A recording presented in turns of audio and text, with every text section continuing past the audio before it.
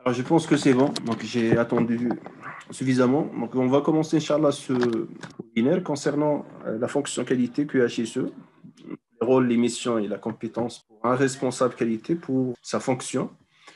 Donc, l'objectif, c'est surtout tout simplement une discussion sur le métier ou bien les exigences du métier de qualiticien. Donc j'attends de vous un feedback quand même, surtout pour les personnes qui assurent bien sûr la fonction, soit de responsable qualité ou bien de responsable QHSE. Alors ce que je vais présenter par la suite, c'est normalement, ou bien c'est ce qui est normal au niveau d'une fonction qualité ou bien QHSE. Alors, bien sûr, il y a une grande différence avec ce qu'on trouve au niveau des entreprises, bon, malheureusement. Et ça, c'est dû à plusieurs causes. De toute façon, ce n'est pas l'occasion ou bien ce n'est pas le moment de discuter de tout ça. Mais de toute façon, ça sera l'occasion de cadrer ce métier et de parler un peu voilà, des différentes missions, surtout pour les personnes, par exemple, qui veulent ou bien qui souhaitent, par exemple, s'orienter vers le métier de qualité ou bien le métier de QHSE. Alors, je parle de qualité ou bien QHSE parce qu'à la fin, il s'agit pratiquement de la même chose. Donc, c'est le même rôle, c'est les mêmes missions. Et aussi pour la compétence et les outils. Donc, il y a une petite différence, mais à la fin, ça reste la même chose. De toute façon, par la suite, je vais faire la différence à chaque fois entre responsable qualité et la même chose, responsable QHSE. Voilà. Donc, tout d'abord, je vais commencer quand même par une petite introduction à tout ce qui est démarche qualité, système de management, c'est-à-dire le contexte, donc là où on trouve le responsable qualité. Et par la suite, je vais tâcher à présenter quelques éléments liés au rôle, mission et responsabilité de qualiticien au niveau d'un organisme. Et je vais finir quand même par la présentation de quelques résultats. Donc, des résultats d'une étude très intéressante réalisée en France. Donc, on n'a pas, malheureusement, au niveau national, au niveau Maroc ou bien au niveau de l'Afrique en général, malheureusement, il n'y a pas de statistiques, il n'y a pas de données. Et d'ailleurs, même si vous essayez de réaliser des enquêtes, c'est très difficile à notre niveau, au niveau Maroc, d'avoir un retour, que ça soit positif ou bien négatif. Et je pense que plusieurs personnes parmi vous ont déjà essayé, soit dans le cadre des projets de fin d'études, des études doctorales ou bien autres, d'essayer des enquêtes sans retour, malheureusement.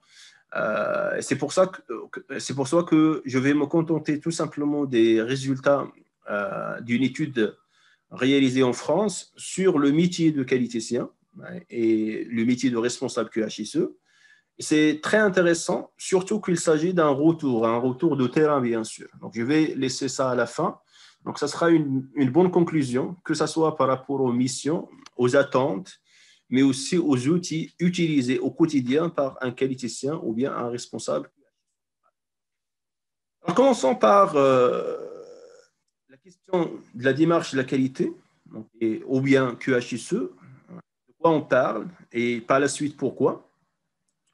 Donc, Ford, qui est parmi les pionniers de la production au niveau international, il a dit que le concurrent le plus redoutable est celui qui ne se préoccupe jamais de vous, mais qui améliore sans cesse sa propre affaire. C'est-à-dire, on cite tout simplement l'importance de l'amélioration voilà, continue et de l'amélioration des affaires ou bien de l'organisation en interne. Mais je peux ajouter aussi que c'est toujours intéressant, surtout avec la réalité actuelle, c'est-à-dire la concurrence qui est très freinée. Ça reste toujours intéressant, bien sûr, de suivre aussi de près les concurrents. Donc, ça reste bien de réaliser quand même c'est-à-dire une analyse de la concurrence de temps en temps quand même, pour tout simplement se démarquer par la suite et pour trouver peut-être et développer une stratégie qui vous permet quand même de tout simplement d'améliorer votre image et par la suite peut-être de gagner une part au niveau du marché. Alors d'après l'ISO 9001, la qualité il est défini comme l'aptitude d'un ensemble de caractéristiques intrinsèques d'un objet. Ça peut être un produit ou bien un service à satisfaire des exigences. Alors sinon, pour l'AFNOR, c'est l'aptitude d'un produit ou d'un service à satisfaire les besoins des utilisateurs, c'est-à-dire l'utilisateur du produit ou bien la même chose par la suite d'un objet, sinon le client côté service. Pour moi, la meilleure peut-être la meilleure définition, c'est la qualité, c'est question tout simplement de satisfaire le besoin des clients, premièrement, et des autres parties intéressées aussi, c'est important, donc à savoir les fournisseurs par exemple, l'autorité, la douane dans le cas de l'export et ainsi de suite, en respectant quand même les exigences. Alors, quelles sont ces exigences? Ce sont à la fois les exigences clients directes, ou bien ce qu'on appelle aussi les exigences explicites au niveau des cahiers de charges, mais aussi les exigences implicites. Ça peut être la réglementation, ça peut être tout ce qui est normes que vous avez choisi en interne de respecter, les bonnes pratiques par exemple, et ainsi de suite. Et par la suite, on fait la différence généralement entre qualité interne et qualité externe. Alors, à quoi consiste cette différence? Pour la qualité interne, il s'agit tout simplement de l'amélioration de l'organisation interne et des pratiques en interne, de telle façon à réaliser des meilleurs résultats et par la suite à atteindre des objectifs, que ce soit des objectifs côté opérationnel, pour la réalisation par exemple avec un minimum de non-conformité, voilà, ou bien la même chose au niveau stratégique. Par contre, pour la qualité externe, c'est question tout simplement d'essayer de satisfaire le client, donc la satisfaction des clients, et par la suite, automatiquement réduire ce qu'on appelle les coûts de non-conformité externe. Donc, des coûts liés, par exemple, à une mauvaise ou bien une non-satisfaction des clients. Sinon, la même chose, une augmentation, par exemple, des réclamations, de nombre des réclamations. Sinon, la même chose, une mauvaise image peut-être de marque, et ainsi de suite. Donc, toujours, on essaie d'équilibrer, donc d'améliorer, bien sûr, la qualité en interne et aussi, il faut le contrôle. Il faut un contrôle rigoureux pour tout simplement réduire aussi les impacts, bien sûr, sur les clients et par la suite avoir une meilleure qualité externe. C'est très important. Alors sinon, alors pourquoi on investit? Parce qu'à la fin, c'est-à-dire le recrutement d'un responsable qualité ou bien un responsable QHSE, c'est un investissement, sans parler bien sûr des frais qu'il faut engager, par exemple, dans une démarche de certification. Donc, premièrement, c'est question de satisfaire de plus en plus des clients qui sont la même chose, de plus en plus exigeants. Donc, mieux servir les clients en leur offrant ce qu'ils désirent, quand ils le désirent, et par la suite les fidéliser, surtout dans un marché concurrentiel ou bien très concurrentiel, améliorer l'organisation en interne, et surtout pour peut-être la norme ISO 9001, donc la démarche qualité. Donc, il s'agit à la fin d'une norme d'organisation par excellence, et l'objectif tout simplement, c'est l'amélioration de l'organisation. Et par la suite, ça permet la même chose. Donc, cette amélioration d'organisation, il va permettre sur le court et le moyen terme à la même chose, définir les responsabilités et séparer surtout entre les responsabilités et les tâches de chacun. Et la même chose, vous aurez une meilleure cohérence, que ce soit au niveau stratégique ou bien au niveau opérationnel, sinon entre les deux. Donc, voilà. Donc, accroître l'intérêt du personnel pour son travail, et ça, c'est important. Donc, comme ça, l'entreprise, bien sûr, va améliorer peut-être son rendement. Et quand je dis accroître l'intérêt du personnel, c'est question, premièrement, de les impliquer à travers l'implication du personnel, à travers la même chose, des formations peut-être, des sensibilisations, et par la suite, la même chose, l'amélioration du cadre de vie. Donc, sinon, et ça, c'est une nouveauté par rapport à l'ensemble des normes, c'est question d'impliquer la direction. Donc, l'implication de la direction, c'est parmi les piliers de la démarche QHSE ou bien qualité. Premièrement, parce que la direction, c'est elle qui s'en charge des ressources. Il doit mettre à disposition les ressources nécessaires. Et deuxièmement, c'est elle aussi qui doit définir une politique en cohérence avec sa stratégie. Donc, une politique sur, par exemple, sur le moyen terme, qui est en cohérence avec une stratégie qui est définie, par exemple, sur le long terme. Voilà. Donc, accroître la rentabilité de l'entreprise, améliorer son image de marque avec peut-être une certification, ce sera intéressant. Sinon, la préservation de l'environnement, ça c'est un objectif au niveau de l'ISO 14001 et au niveau de l'environnement, et l'intégrité physique et morale des salariés, c'est très important. Donc, réaliser des produits de qualité avec un minimum de coûts, sans retard, mais aussi sans accident de travail et bien sûr avec un minimum d'impact environnemental ou bien avec un minimum de déchets, par exemple, dans la majorité des industries. Et finalement, la même chose, une certification dans les domaines QHSE permet de démontrer la conformité à la réglementation, étant donné quand même que un système de management ou bien la planification au niveau du système de management exige bien sûr la réalisation des actions pour assurer la conformité réglementaire. C'est-à-dire, la première des choses, il faut être conforme avant de parler des actions d'amélioration ou bien autre chose. Et comme je dis toujours, il faut savoir bien sûr marcher avant de courir. Donc, avant de parler d'un système de management, etc., ça sera bien sûr de commencer avec la réglementation, avec la maîtrise de la qualité produit, de la qualité process, etc. en interne. Voilà. Et par la suite, une fois que vous êtes prêt pour une certification, alors là, vous pouvez passer bien sûr à la vitesse supérieure et chercher par exemple une certification. Voilà. Et la certification à la fin n'est pas exigée. D'accord? Le fait d'avoir un responsable qualité ou bien un service de qualité en interne, je parle de la qualité système bien sûr, ce n'est pas synonyme directement d'une certification. Il y a pas mal d'entreprises qui ont des systèmes excellents, que ce soit en matière de la qualité ou bien l'HSE, et qui sont toujours non certifiés, parce qu'à la fin, la certification peut être pour eux n'est pas une exigence, sinon, voilà, pour l'instant, ça ne représente aucune valeur ajoutée.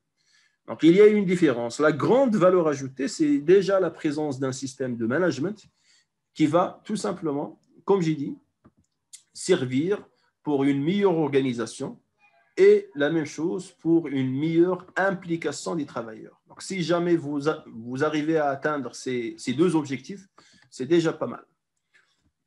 Alors maintenant, la question, un responsable qualité, bien sûr, il gère un processus dans le cadre d'un système plus global. La même chose, pas mal de fois, on se pose la question, c'est quoi un système? La même chose. Par définition et d'après l'ISO 9004, un système, c'est tout simplement un ensemble d'éléments corrélés ou bien en interaction. Point.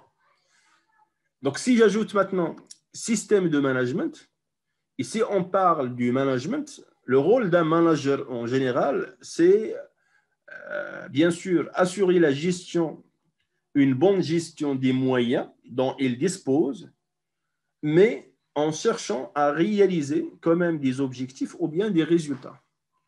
Et par la suite, on peut définir un système de management comme un ensemble d'éléments corrélés ou bien interactifs, sinon un ensemble d'activités tout simplement, pour simplifier, d'un organisme utilisé pour établir premièrement une politique.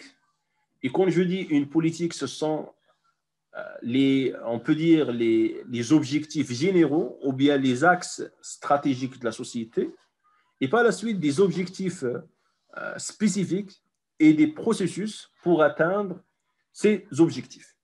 C'est-à-dire, généralement, un système de management, il est composé premièrement ou bien il est basé premièrement sur une organisation, donc des responsabilités bien définies, des processus la même chose, des activités bien explicitées, bien formalisées, bien définies, parmi lesquelles le rôle principal de responsable qualité.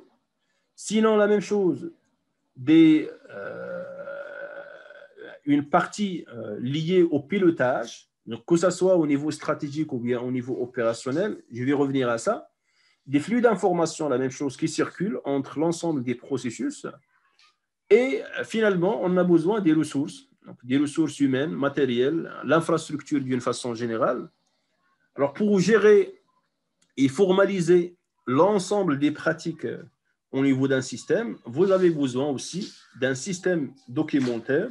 Et la meilleure des choses, c'est avoir quand même un nombre de documents minimal. Il ne faut pas chercher, disons, à documenter le tout. Et par la suite, la même chose, il ne faut pas avoir un système sans documentation. Il faut chercher le juste nécessaire côté documentation et impliquer l'ensemble des personnes au niveau interne, au niveau que ce soit de la rédaction des documents ou bien aussi de la gestion des documents. Voilà.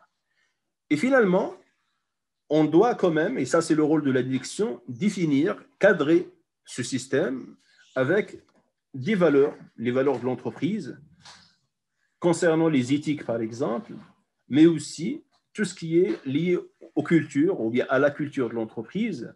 Et ça sera bien que l'objectif final d'une démarche QSE ou bien qualité soit tout simplement l'instauration en interne d'une culture, une culture qualité, une culture QHSE. Alors, une fois que vous avez une bonne culture en interne, les résultats par la suite seront systématiques.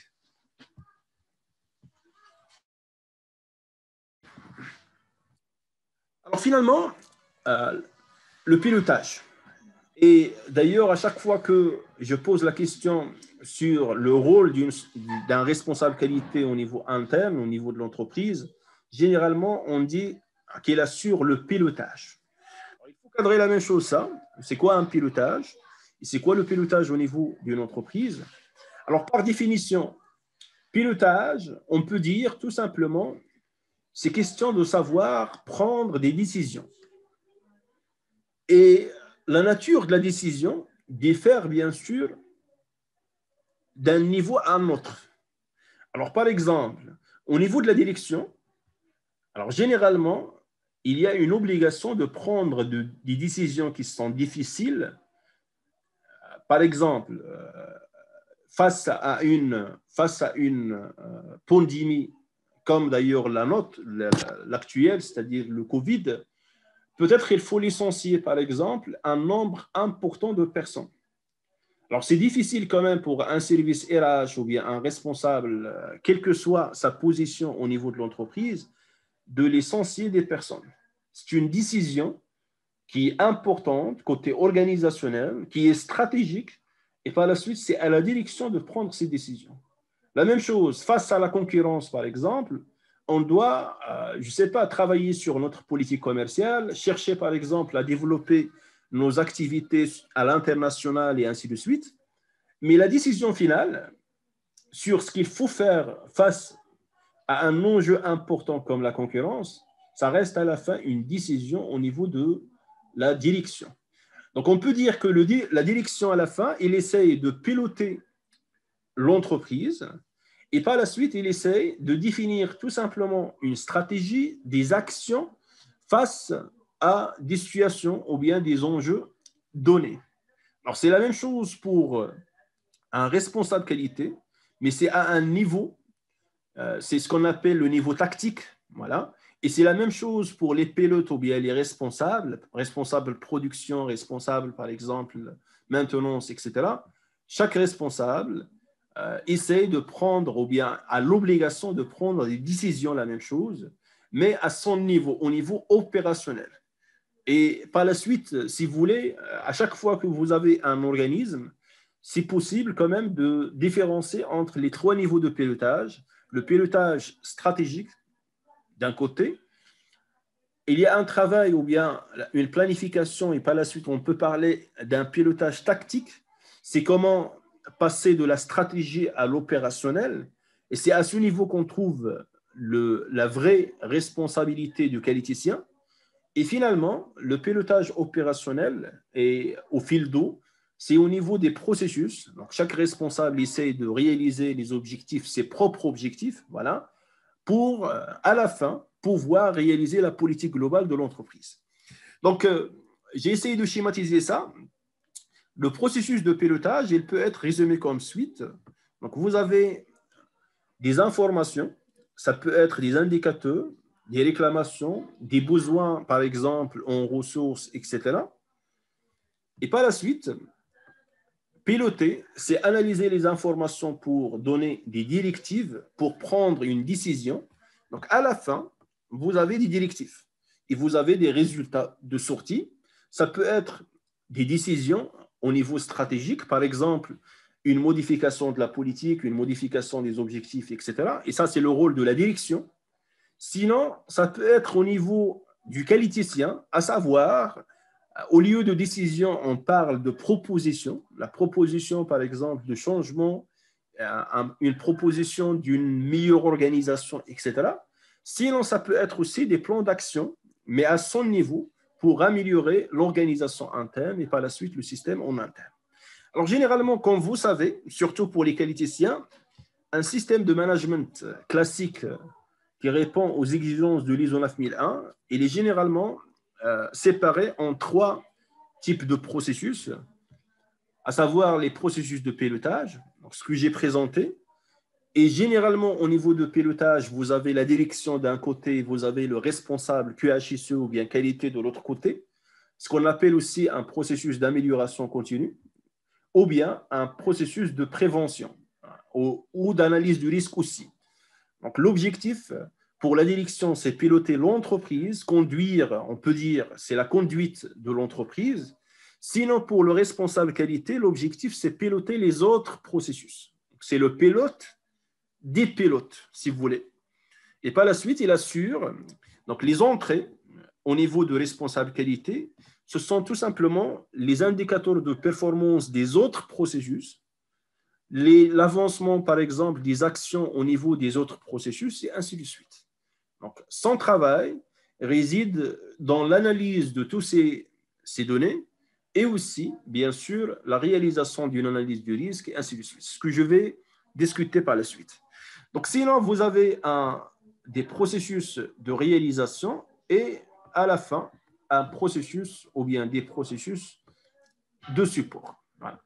Donc, la place de qualiticien, généralement, c'est au niveau de pilotage. Sinon, ça peut être aussi au niveau de support. À savoir, c'est dans le sens que généralement, il doit aussi, c'est-à-dire, il doit aussi soutenir ou bien aider les autres pilotes à la réalisation des actions, par exemple, ou bien à la planification des actions. C'est pour ça qu'on peut le considérer aussi, dans des cas particuliers, comme un processus de support. L'essentiel, ce que je viens de présenter se résume ici. Vous avez premièrement le niveau stratégique, au niveau, par exemple, des actionnaires, des conseils d'administration, etc., c'est-à-dire au niveau de la direction générale. Et voilà, donc c'est question de définir une stratégie des objectifs sur le long terme. Alors, cette stratégie-là, voilà, par la suite, va être traduite par des objectifs sur le moyen terme. Et on peut parler par la suite de politique, une politique commerciale, une politique en matière des RH, une politique qualité, une politique en matière de la santé, la sécurité, l'environnement, et ainsi de suite.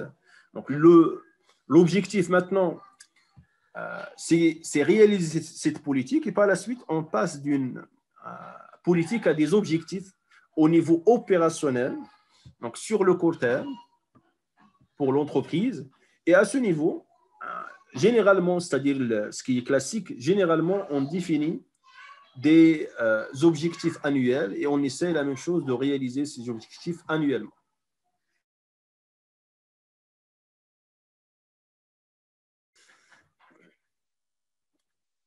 Alors, je vais passer à la question de place de responsable QHSE dans tout ça, c'est-à-dire au niveau du système. Alors, généralement, un responsable qualité, sécurité, environnement, ou bien aussi qualité, santé, sécurité, environnement, donc QHSE ou bien QSE, conçoit, définit et par la suite négocie avec la direction générale et met en œuvre et suit la politique QHSE. On peut résumer, c'est-à-dire la fonction QHSE ou bien la fonction qualité, dans cette phrase-là. Bien sûr, ça dépend d'un organisme à un autre, ça dépend aussi des autorités et du pouvoir donné à un qualiticien.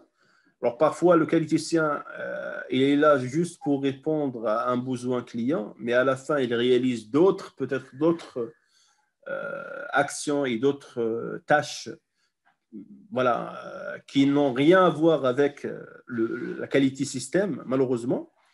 Donc ces activités, à la fin, ils permettent l'amélioration de l'organisation en interne et le développement de nouveaux marchés. Et la même chose représente un enjeu important au niveau de la compétitivité de l'entreprise.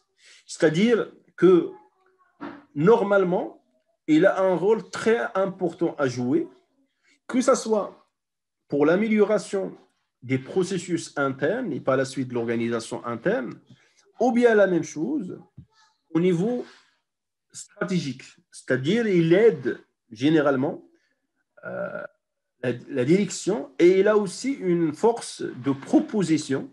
Donc, à chaque fois, il propose des améliorations, par exemple, ou bien une orientation, par exemple, de la direction. Et dans ce cas, il va permettre tout simplement de développer l'activité de l'entreprise.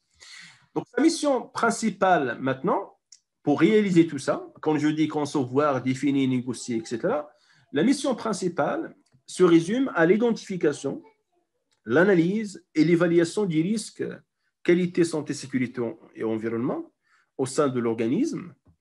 Bien sûr, quand je dis identification, analyse et évaluation des risques, ce n'est pas à lui seul de réaliser ça. C'est-à-dire, à la fin, ce n'est pas à lui de réaliser ces actions d'analyse à la place des autres pilotes, parce qu'à la fin, si je prends par exemple tout ce qui est risque, qualité et CSE au niveau d'une industrie, les processus les plus concernés et les plus touchés sont par exemple tout ce qui est commercial, production, logistique et ainsi de suite. Et à ce niveau, automatiquement, l'identification, l'analyse et l'évaluation de risque, ça ne veut dire pas la réalisation de l'analyse à la place des autres. Donc, il faut tout simplement qu'il cadre, on peut dire le sujet, c'est-à-dire, par exemple, prépare des documents de travail, forme les gens aussi donc, sur tout ce qui est analyse du risque, tout ce qui est planification, tout ce qui est système de management. Et par la suite, on peut considérer son travail comme un travail d'un expert, un accompagnement. Donc, il assure l'accompagnement des autres. Et par la suite, c'est question de fait faire ou bien de fait avec. C'est-à-dire réaliser des actions et réaliser une analyse du risque, mais avec les autres. Il faut toujours impliquer les autres. Alors, cela dit la même chose, comme j'ai expliqué déjà, au niveau de la majorité des entreprises, c'est plutôt l'inverse, c'est-à-dire on s'attend que le responsable qualité ou bien le responsable QHSE réalise le tout, parce que c'est à lui de faire ça. Et ça, c'est bien sûr, c'est pas vrai. Donc malheureusement, c'est lié tout simplement à peut-être à la mentalité on peut dire des patrons et de la direction. Donc à la fin, la fonction qualité à un autre niveau, c'est-à-dire au niveau national, dans la majorité des cas, c'est question tout simplement de satisfaire un besoin client ou bien un besoin du marché et non pas vraiment pour l'amélioration de l'organisation en interne. Donc l'essentiel, pour réaliser tout ça, donc une fois les risques sont repérés, il propose des actions nécessaires pour les réduire et les contrôler. À la fin, qui va réaliser les actions, ce sont les processus concernés. Et par la suite, la même chose ici, quand je dis il repère et il propose les actions, c'est avec, bien sûr, les autres, ou bien c'est aux autres de réaliser ça. Alors lui, à la fin, il cadre tout simplement ou bien c'est-à-dire il assure le suivi, tout simplement. Alors, on peut résumer les missions de responsable QSE en 7 principales missions. Et d'ailleurs, ce sont des missions qui s'articulent ou bien qui sont en phase avec le PDCA, avec la loi de Demine. Donc, il s'agit des missions qui entrent dans la planification soit des actions, soit du système de management. Et par la suite, la réalisation, l'analyse et ou bien le contrôle et finalement l'évaluation. Alors, qui dit planification, généralement pour planifier des actions, vous devez premièrement avoir un état de lieu et par la suite, automatiquement, vous devez réaliser quand même un diagnostic. Ce qui est traduit au niveau des références ISO par le chapitre 4, donc à savoir le contexte. Donc à la fin, c'est question de réaliser un diagnostic. Suite au diagnostic, des activités de planification, des activités de formalisation, donc formaliser ce qui a été planifié, donc tout ce qui est documentation et ainsi de suite. Alors par la suite, ce qui a été planifié doit être réalisé, mesuré et contrôlé et finalement amélioré. Ce sont les activités de pilotage. Alors ici, activités de pilotage, ce sont des activités d'amélioration, tout simplement. Mais à la fin, comme j'ai dit, pilotage, c'est piloter, c'est prendre des décisions, tout simplement. Et par la suite, suite aux résultats des activités de mesure et de contrôle, on doit prendre des décisions, soit pour réaliser des améliorations, par exemple, quelconques, ou bien la même chose pour réaliser une correction sur, ou bien suite à une problématique. Alors, au niveau de l'activité relative au diagnostic, il peut, ou bien il doit, c'est le plus correct, il doit procéder régulièrement à des diagnostics qualité, que ce soit formel ou bien informel. Une analyse environnementale, une évaluation des risques professionnels, mais aussi, il doit contribuer et aider peut-être les RH, les ressources humaines, à la réalisation de diagnostics RH, sinon sociétal, surtout en relation avec la qualité ou bien dans le cadre peut-être du management RSE. Si l'entreprise est engagée dans la responsabilité sociétale des entreprises, alors dans ce cas, il a aussi un rôle à ce niveau. Alors sinon, se tenir informé de l'évolution des référentiels de management, c'est l'expert en interne, comme j'ai expliqué, donc automatiquement, il doit maîtriser l'ensemble des référentiels et il doit suivre aussi l'évolution des référentiels. Donc s'il y a des changements, etc., automatiquement, bien sûr, il doit l'identifier. Finalement, c'est à lui d'assurer aussi le diagnostic réglementaire en lien avec le secteur d'activité. Bien sûr, dans la majorité du temps, ce n'est pas facile de réaliser le diagnostic réglementaire. Alors, c'est pour ça que, surtout pour les grandes entreprises, généralement, ce processus c'est-à-dire d'analyse ou bien d'évaluation réglementaire, il est généralement externalisé à des sociétés plus spécialisées ou bien des experts, la même chose, en la matière. Sinon, au minimum, il faut que le qualiticien quand même assure un suivi de la réglementation transversale et de la réglementation générale liée à l'activité. Par exemple, tout ce qui est juridique, donc les lois, les décrets, etc. Alors ça, c'est disponible pour tout le monde, c'est public. Donc, il doit avoir quand même une information sur, premièrement, où il faut chercher ces informations, comment les obtenir, la même chose, et par la suite, le cas échéant, analyser bien sûr les nouveaux documents et voilà, si jamais il y a par exemple un écart, automatiquement, il faut planifier des actions par la suite pour remédier à ça. Alors, la deuxième activité, c'est l'activité relative à la planification. Planifier quoi? Planifier les actions issues de ces évaluations, c'est-à-dire issues du diagnostic, mais avec les autres pilotes pour assurer la mise en œuvre ou bien l'amélioration du système de management. Sinon, contribuer à la définition de l'organisation et des politiques objectifs d'entreprise en interne, ça c'est important, surtout s'il y a une mission, par exemple, relative à la mise en place d'un système. Donc, et d'ailleurs, comme je dis toujours à mes étudiants, si jamais, par exemple, vous êtes recruté au niveau d'une société où on a déjà un système de management, alors ça n'empêche que vous avez un travail d'analyse et bien sûr et d'évaluation qu'il faut faire. Analyser quoi? Analyser et évaluer l'organisation interne et par la suite peut-être proposer des améliorations en relation bien sûr avec tout ce qui est qualité, sécurité, environnement, mais aussi tout ce qui est lié, on peut parler de développement durable et tout ce qui est RSE. Voilà. Donc, réaliser ou bien améliorer l'approche processus, la même chose, ça dépend. Alors, quand je dis réaliser ou bien concevoir donc les processus, c'est dans le cas de la mise en place. Sinon, si vous avez déjà un système, il s'agit de l'amélioration de l'approche processus.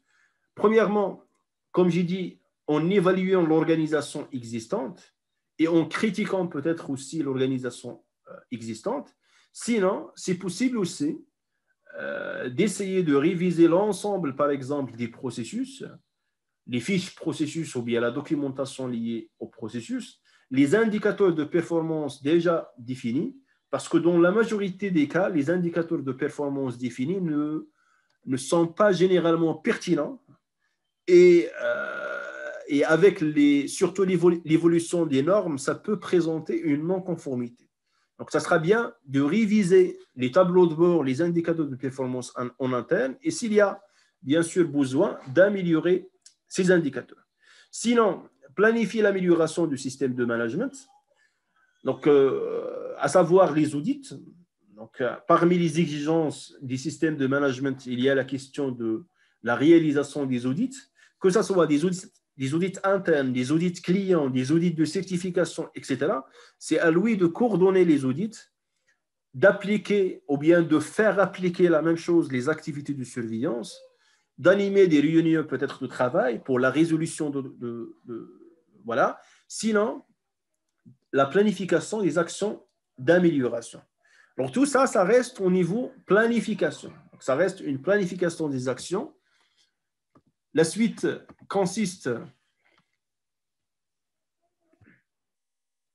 à l'animation. Et ça, c'est la même chose, un rôle très important du qualiticien en interne.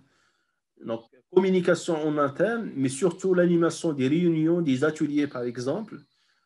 Établir et entretenir les communications avec les différentes institutions, que ce soit interne ou bien externe. On peut parler, par exemple, en interne en matière de la santé et la sécurité surtout, des délégués de personnel, des comités d'hygiène, sinon des organismes de certification en externe, l'autorité publique, par exemple, la même chose, la médecine de travail, ainsi de suite. Donc, il doit communiquer et collaborer avec les autres, sinon rendre compte, la même chose à la direction. Et là aussi, c'est question de communication, soit par mail, soit à travers des rapports, par exemple, d'évaluation et ainsi de suite. Sinon, l'organisation des formations en interne, des campagnes d'animation, par exemple, ou bien de sensibilisation de personnel, ça aussi, c'est important. Animer l'équipe QSSE, les ingénieurs ou bien les correspondants ou bien les chargés QSE, surtout pour la réalisation des réunions de travail, d'amélioration ou bien de résolution de problèmes. Et finalement, c'est à lui d'accueillir les organismes extérieurs, voilà, et répondre aux demandes des institutions externes. Par exemple, si je prends le cas du ministère de l'Environnement, alors généralement, il faut à chaque année envoyer un rapport sur les résultats environnementaux de l'entreprise, surtout si l'entreprise a passé par un processus d'étude d'impact sur l'environnement. Et par la suite, il faut établir le lien avec le ministère, par exemple, ou bien le représentant du ministère, automatique. Les activités relatives à la formalisation et réalisation, et je pense que pour la majorité des personnes, c'est à cela se résume la tâche de responsable qualité ou bien QSE, c'est-à-dire la documentation, donc la formulation, que ce soit des procédures, etc.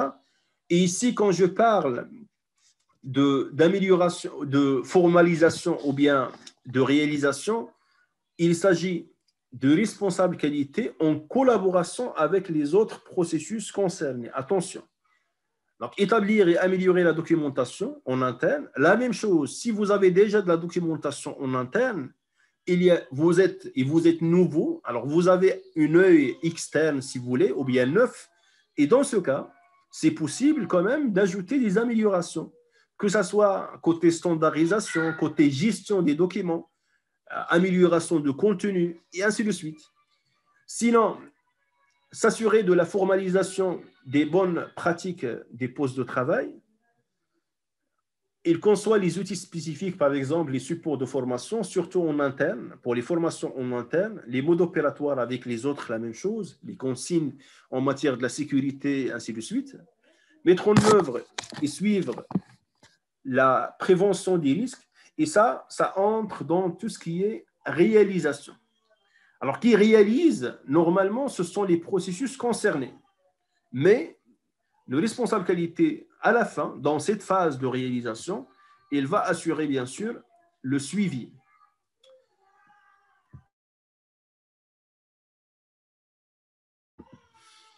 Donc, gérer les non-conformités, la même chose avec les autres, sinon les dysfonctionnements internes, les réclamations clients et celles des parties intéressées. Alors, parfois, c'est à lui d'assurer la gestion des réclamations et non pas la réponse aux réclamations. Donc, c'est lui qui va recevoir les réclamations, mais par la suite, il assure tout simplement le suivi de traitement de chaque réclamation avec le processus concerné. Donc, piloter l'amélioration au travers des actions collectives et préventives, intervenir dans les projets de lancement des nouveaux produits, surtout côté gestion, et côté, c'est-à-dire la gestion du projet, peut-être de lancement de nouveaux produits, rendre compte à la direction, contribuer à l'amélioration continue et en relation avec les systèmes de management, et c'est un point que je trouve intéressant et important, la question de la gestion des accidents et les situations d'urgence, c'est à lui d'établir avec les autres des plans pour faire face aux urgences, à part si, peut-être dans le cas des activités complexes, il faut peut-être une expertise externe pour réaliser ces plans.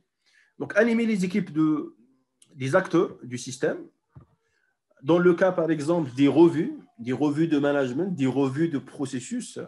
Sinon, impliquer et sensibiliser sur le terrain les collaborateurs sur la satisfaction des clients, mais aussi sur le respect des consignes en matière de la sécurité, en matière de l'environnement et de la prévention des risques. Alors, finalement, la sixième et la septième activité clé pour un responsable qualité, c'est les activités de surveillance et de mesure. Par la suite, c'est à lui, comme j'ai dit, donc au niveau de planification, on a parlé de la planification des audits. Au niveau de la surveillance, c'est à lui de déployer les programmes d'audit et par la suite réaliser ou bien faire réaliser les audits pour surveiller le système.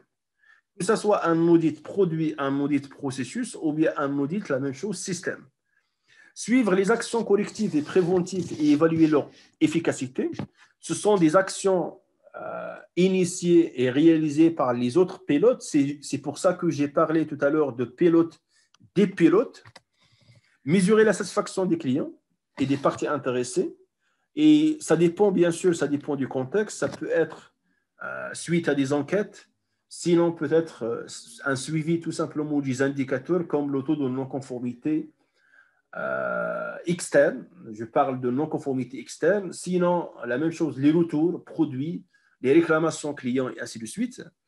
Alors, la synthèse et l'analyse des données collectées, dans le cadre, par exemple, de la revue de direction, c'est à lui de faire ou bien de dresser un rapport annuel, ce qu'on appelle un rapport de revue de direction. Il s'agit tout simplement du résultat, un résumé des résultats du système de management, en plus d'une analyse du contexte actuel, les changements peut-être au niveau du contexte, surveiller la conformité du produit et finalement évaluer la performance globale du système de management.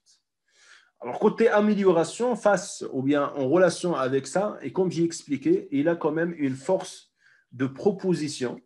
Donc, c'est à lui de proposer des actions d'amélioration et de prévention, soit pour la direction au niveau stratégique, soit pour les autres pilotes au niveau opérationnel. Donc, à la fin, bien sûr, il a une grande force de proposition. Sinon, mesurer aussi finalement l'efficacité ou bien l'efficience des actions entreprises et de la même façon, en se basant sur ces résultats, c'est question tout simplement de définir peut-être d'autres actions, d'autres pistes d'amélioration possibles. Donc les activités sont bien sûr, ou bien les missions diffèrent d'un secteur à un autre, diffèrent d'une entreprise à une autre, et ça dépend, comme j'ai dit, ça dépend aussi de la culture générale en interne. Parfois, bon, d'après c'est-à-dire le retour d'expérience de plusieurs responsables, que ce soit des qualiticiens ou bien des responsables QHSE, parfois, comme j'ai dit, le poste reste tout simplement, c'est-à-dire reste un poste créé pour faire plaisir à des clients ou bien pour répondre à des exigences de marché, sans une réelle mise en œuvre en interne. Alors parfois, dans des sociétés qui se respectent et des sociétés qui cherchent une meilleure organisation, il s'agit d'une fonction très importante et très intéressante. Et d'ailleurs, au niveau de l'Europe, les qualiticiens et les responsables QHSE, c'est parmi les personnes les mieux payées par rapport aux autres. Donc, je parle des salaires, à la différence peut-être de ce qu'on a au niveau interne. Bon, je ne généralise pas, mais de toute façon, dans la majorité des cas. Alors sinon, pour réaliser tout ça, il faut quand même bien sûr des compétences techniques. Et ça, c'est très important parce que à chaque fois, au niveau de mes formations, soit sur le QHSE ou bien la qualité, j'insiste sur le fait qu'un responsable qualité n'est pas tout simplement une personne qui connaît ou bien qui maîtrise les normes. Donc, la maîtrise d'une norme, elle est importante quand même, que ce soit les ISO 9001 ou bien les autres normes. Mais le plus important aussi, c'est avoir quand même une maîtrise ou bien avoir, c'est-à-dire ce qu'on appelle une maîtrise de la qualité opérationnelle. Et par la suite, on parle de deux éléments au niveau des compétences techniques. La qualité système, et c'est tout ce qui est lié aux normes et tout ce qui est lié au système, processus, etc. Et la qualité opérationnelle, et ça c'est un point qui est important, et ça dépend bien sûr de l'activité visée. Alors si jamais vous êtes par exemple un qualiticien au niveau d'une industrie, donc automatiquement il faut un minimum de connaissances, peut-être en chimie, en technique, en biologie, etc. Mais surtout un minimum de connaissances en management industriel. Donc, vous êtes le pilote des pilotes. Donc, au minimum, vous devez avoir une idée sur les activités, les différentes activités du commercial, achat, logistique et ainsi de suite. Et c'est pour ça que ici, j'ai cité premièrement la maîtrise des référentiels, mais aussi la conduite de projet. C'est pour ça aussi, je recommande aux qualiticiens de faire même une auto-formation sur la gestion des projets. C'est très important. La maîtrise aussi des outils de gestion de projet et des logiciels comme MS Project, par exemple, pour la gestion des projets, soit dans le cadre de gestion d'un projet de mise en place d'un système, par exemple, ou bien aussi pour les projets de lancement de nouveaux produits ou bien des projets de conception-développement. Le concepteur va réaliser la conception, mais c'est à vous de piloter la démarche. Et par la suite, ça reste bien aussi d'avoir une bonne maîtrise de la conduite de projet ou bien de la gestion des projets. Des techniques de communication, étant donné le rôle important, que ce soit au niveau de l'animation, des réunions ou bien de la communication en interne et en externe, savoir élaborer des tableaux de bord, et ça c'est aussi un point clé, étant donné, comme j'ai dit, que dans la majorité des cas, les autres pilotes, ils attendent de vous de proposer des indicateurs de performance et d'améliorer la même chose, les tableaux de bord ou bien les indicateurs en interne.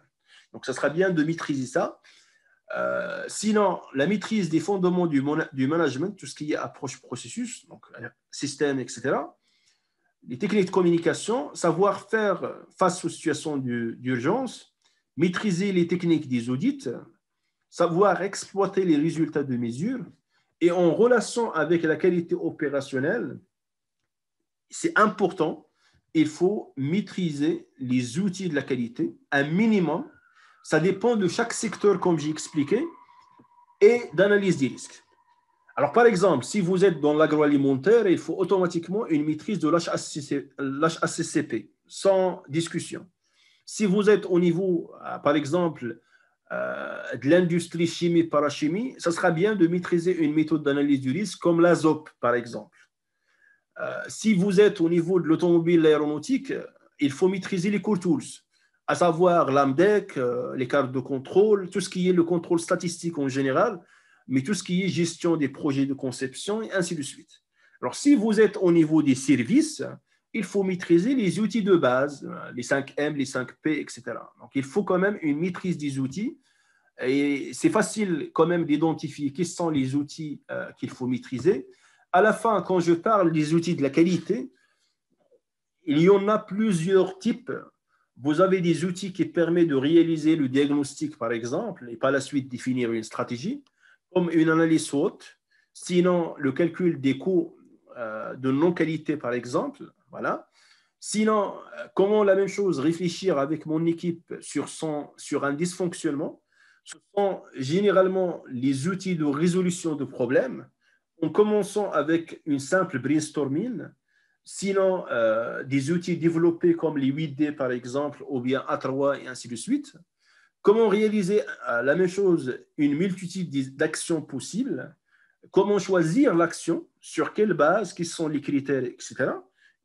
Comment identifier les axes stratégiques de changement, toujours saute, l'écoute client. Et à ce niveau, vous avez canaux, vous avez QFD, les CTQ, critical to qualité, ainsi de suite. Il y a plusieurs indicateurs, ou il y a plusieurs outils. Comment identifier, analyser le risque? Et par exemple, pour avoir une idée sur l'analyse du risque, je recommande l'ISO 31010. Voilà. Donc, l'ISO 31010, c'est une norme qui donne une liste très exhaustive sur les outils d'analyse de risque. C'est très intéressant. Et aussi, il donne les avantages et les inconvénients peut-être, ou bien les forces et les faiblesses de chaque méthode et de chaque outil. Comment surveiller les processus? Donc, l'approche processus, le CEPOC, elle est importante pour un qualiticien. Mais j'ajoute aussi, à part ça, au niveau de la surveillance, s'il y a besoin, donc des outils très avancés comme par exemple tout ce qui est carte de contrôle, tout ce qui est statistique. Sinon, les outils aussi qu'il faut peut-être pour une meilleure organisation, les 5S, les outils en relation avec le lean manufacturing par exemple, pour réduire le gaspillage et ainsi de suite.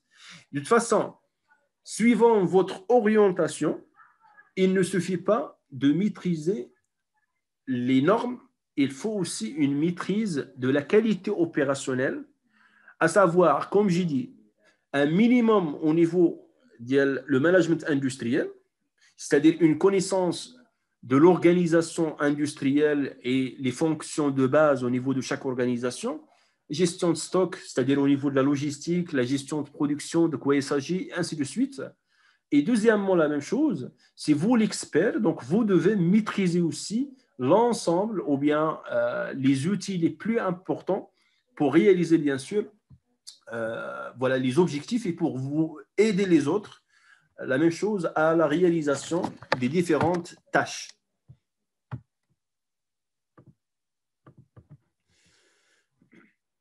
Alors, en plus des qualités techniques, vous avez les qualités personnelles, un esprit de synthèse parce que vous êtes amené à rédiger quand même des PV de réunion, à rédiger des rapports, la même chose. Voilà. Et par la suite, il faut se focaliser sur l'essentiel. La même chose, il faut jouer, il faut du leadership, on peut dire. Donc, savoir dire non, la même chose aux autres pilotes par exemple, emporter l'implication des collaborateurs, c'est très important, et par la suite, une force de proposition et savoir convaincre. Convaincre à la fois la direction, mais aussi les autres pilotes. vous êtes en milieu. Et c'est ça c'est ça le grand enjeu, à mon avis, lié à la fonction QHSE ou bien qualité. Vous êtes dans le centre ou bien au milieu entre le pilotage stratégique, entre la direction et entre tout ce qui est opérationnel, c'est-à-dire les processus et les autres responsables. Donc, c'est pour ça d'ailleurs qu'on parle d'une planification ou bien d'un pilotage tactique. C'est à vous de voir comment appliquer la politique au niveau des autres processus. Voilà. Et par la suite, il faut une force de caractère, une force bien sûr de proposition et savoir convaincre l'ensemble des impliqués. Donc, être diplomate, la même chose à l'égard des différents collaborateurs.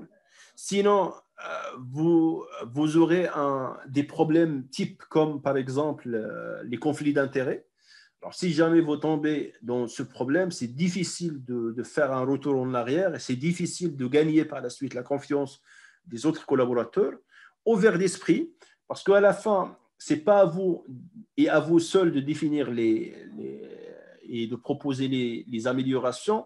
Il faut quand même, bien sûr, comme j'ai dit, instaurer une culture d'amélioration continue, de Kaizen, et par la suite, ça sera bien, par exemple, de faire appel, pourquoi pas, de faire appel à des projets à chaque fois, périodiquement, des projets d'amélioration, et encourager la même chose les personnes à améliorer et à proposer.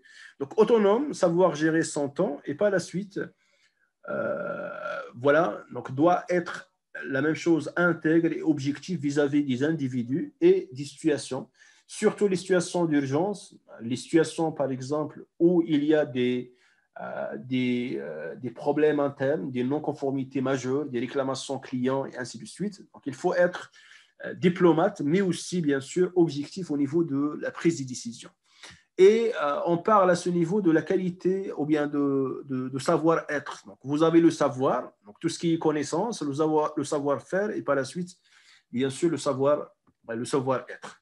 Alors sinon, je vais finir cette présentation par, comme j'ai dit, les résultats d'un diagnostic réalisé au niveau de la France sur le métier de responsable qualité QHSE.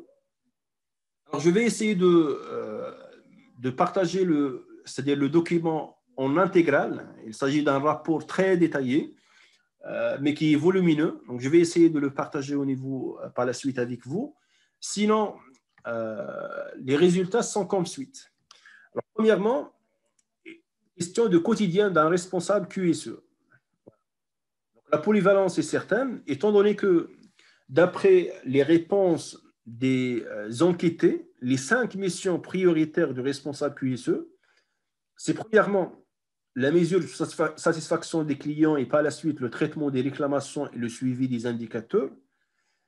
76% des personnes, ils ont donné la priorité au niveau des missions à cette première activité, à savoir la mesure de satisfaction, mais surtout le traitement des réclamations et le suivi des indicateurs de performance. Attention, la somme des pourcentages, bien sûr, n'est pas égale à 100%, parce qu'ici, il s'agit de pourcentage des personnes qui ont cité tout simplement le premier élément, ou bien le deuxième élément, le troisième élément, comme mission principale du responsable QSE. Et par la suite, 76% des personnes, ils ont cité la première, à savoir le traitement des réclamations et le suivi des indicateurs. Donc, j'ai déjà parlé des indicateurs. Piloter les pilotes, c'est suivre les indicateurs. Et bien sûr, quand je dis suivre les indicateurs, il faut aussi les analyser. Et si jamais un problème, automatiquement, il faut prendre des actions avec les autres personnes concernées. La communication interne et la formation, comme deuxième axe. Et à mon avis, il ne faut pas hésiter. Si jamais vous avez la possibilité, par exemple, de réaliser des formations internes, il ne faut pas hésiter.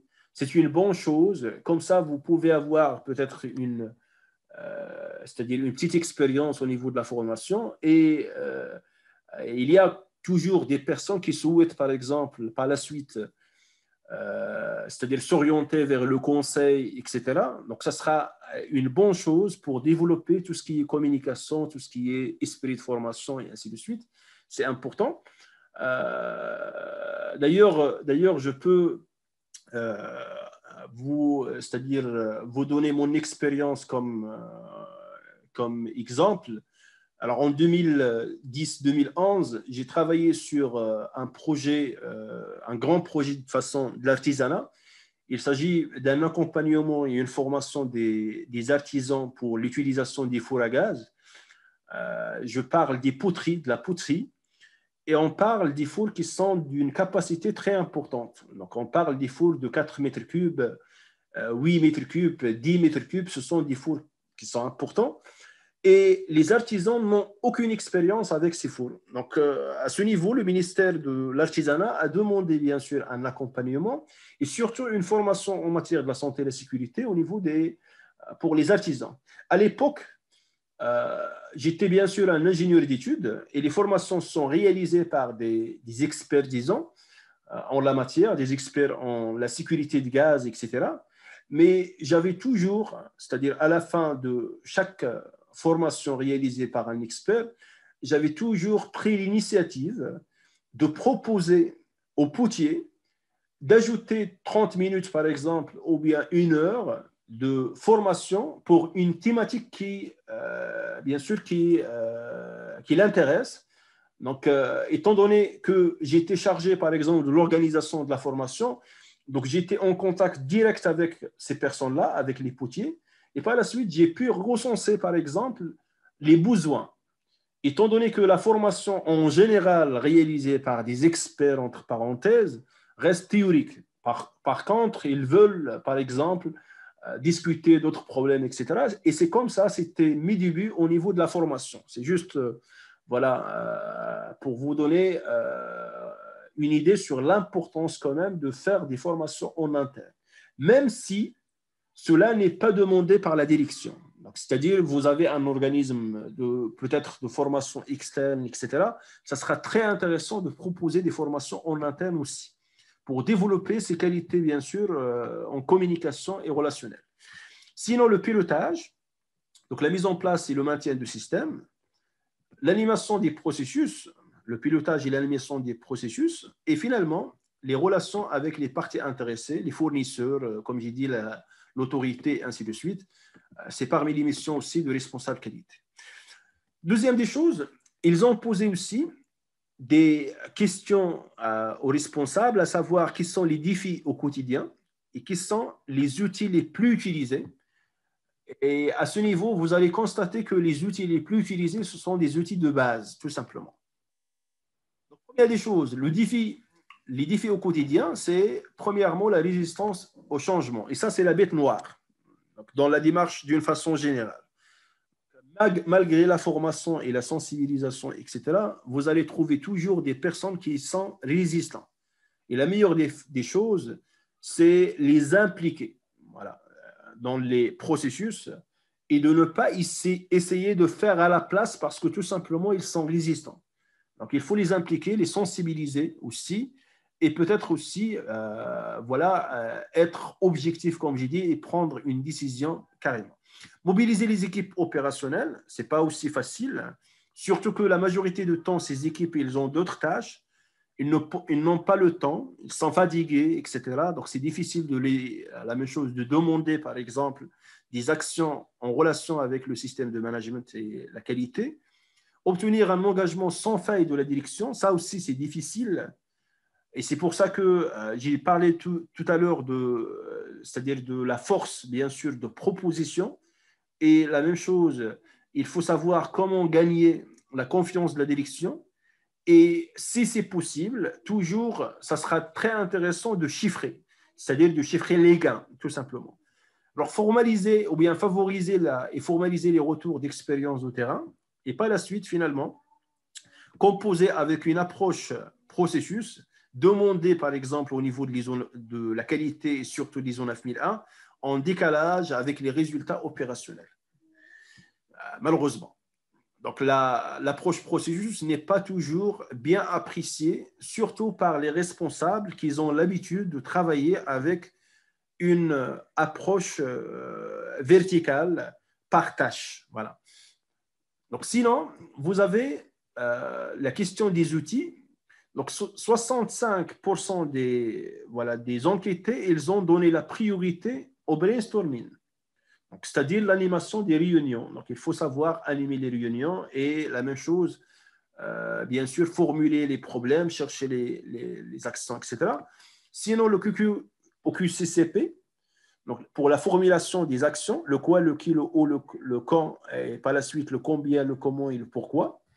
Les 5 M, le benchmarking, l'étude c'est-à-dire des expériences des autres et des résultats des autres, la même chose, et les 5 pourquoi.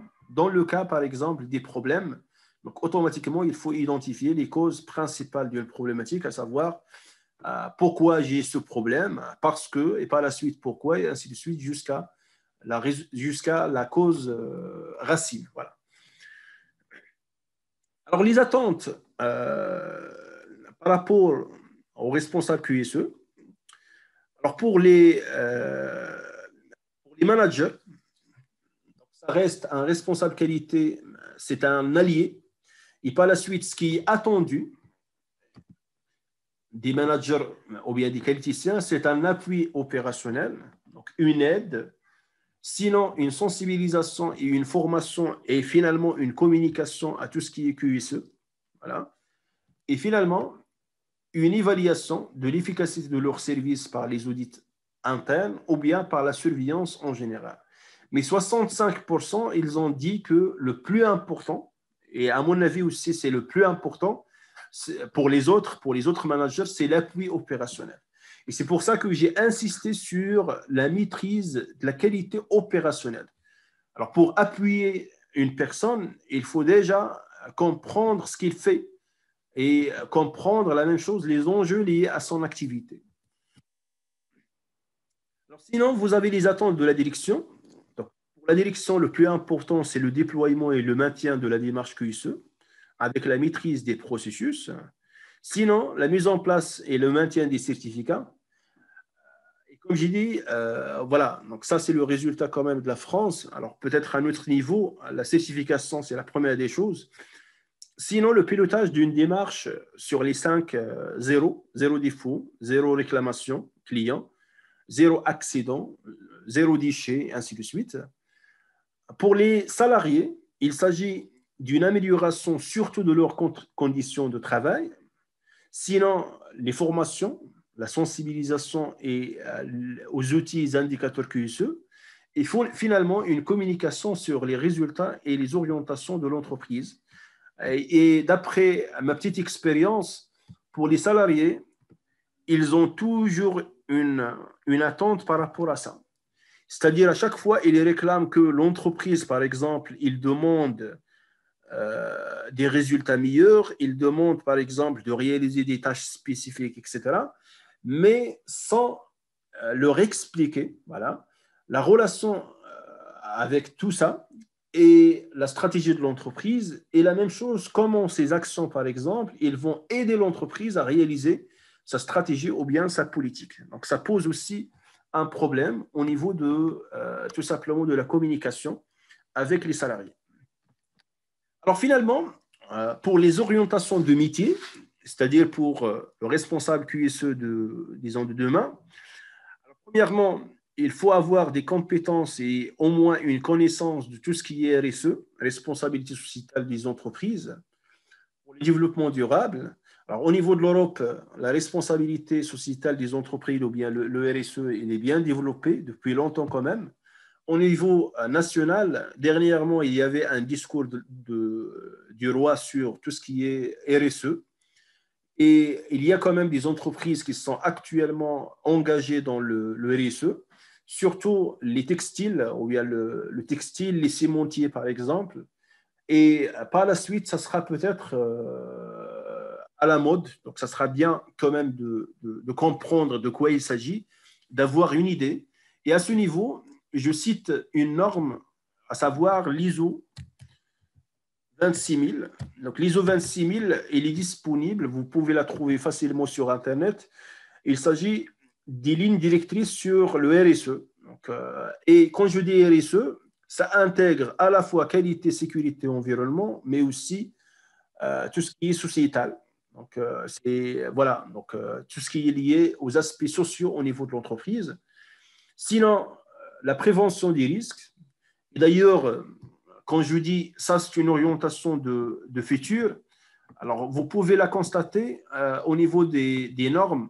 Donc, les normes ISO 9001, 14001, la nouvelle version ou bien les nouvelles versions de l'ensemble des normes, ils sont axés sur les risques et par la suite la prévention. Et c'est pour ça que la même chose, j'ai recommandé une maîtrise des méthodes d'analyse du risque. Alors, vers le conseil de la direction en matière de la stratégie et du système de management, et la même chose, on parle actuellement beaucoup de ce qu'on appelle le management stratégique. Sinon, vers les démarches de type Lean, donc c'est déjà bien développé au niveau de l'automobile, au niveau de l'aéronautique aussi, mais actuellement, il y a quand même un développement des pratiques de Lean au niveau des activités, d'autres activités, comme l'agroalimentaire par exemple. Donc, que ce soit le Lean ou bien le Six Sigma, ça sera bien la même chose d'avoir une idée, au moins une idée sur ça. Voilà. Alors, 89% pensent que sur le moyen terme au moins, donc le détail il est au niveau de l'étude, que le métier va évoluer. C'est-à-dire, comme j'ai dit à tout le monde, il s'agit d'une opportunité actuellement, c'est à la mode, donc, tout le monde parle de QSE, etc. Et par la suite, il faut, bien sûr, il faut faire des efforts, premièrement pour maîtriser les références actuelles, etc., mais aussi pour suivre l'évolution et pour être au centre de l'évolution. Sinon, vous serez par la suite dépassé et ça sera trop tard. Peut-être le marché par la suite il sera, on peut dire, c'est-à-dire saturé, mais ça sera trop tard pour faire une transition ou bien une conversion vers le QSE. À la fin, je dois dire que le métier d'un responsable qualité ou bien QHSE n'existe pas d'avoir un diplôme ou bien un master ou bien, disons, en qualité ou bien en QHSE. C'est possible pour les autres métiers, un responsable production, logistique, un commercial. Je connais même à l'époque, au niveau des formations des responsables, par exemple, de finance, qu'ils ont par la suite tout simplement cherché une orientation ou bien une réorientation vers la qualité et ils ont réussi. Donc, ce qu'il faut, c'est tout simplement faire, et, bien sûr, un effort, que ce soit sur le plan normatif ou bien le plan opérationnel, et maîtriser les outils qu'il faut, les références qu'il faut, et par la suite, une petite expérience. Pour les débutants, ça sera bien de commencer avec un stage. Sinon, pour les personnes qui sont en fonction, autre que la fonction de la qualité, ils peuvent quand même s'impliquer dans la démarche qualité dans un premier temps, voire s'attribuer d'autres responsabilités, en attendant bien sûr de développer leur carrière, tout simplement. C'est ce que j'ai à dire pour ce petit webinaire. Sinon, voilà, si vous avez des questions ou bien des éléments qu'on peut discuter, ça sera avec plaisir.